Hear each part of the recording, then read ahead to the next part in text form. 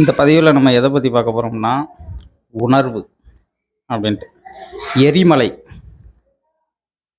புறத்தில் கொதிநிலை உஷ்ணம், அகத்தில் அண்டனு உறைநிலை. இதே போல் பனிமலை அப்படிங்கிறது புறத்தில் உறைநிலை, அதே அகத்தில் விந்தணு கொதிநிலை. இதுதான் இந்த உணர்வோட பரிமாற்றம் அப்படிம்பாங்க, வேதியியல் பரிமாற்றம். இப்போ இந்த அகத்தியர் பரிபாடல், திருமூல திருமந்திரம், இதெல்லாம் நிறையா விஷயங்கள் இருக்குது. அதை எடுத்து படித்து பார்த்தீங்கன்னாவே உங்களுக்கு உண்மை என்ன அப்படிங்கிறது, ஆன்மீகம்னா என்ன அப்படிங்கிறது புரியும்.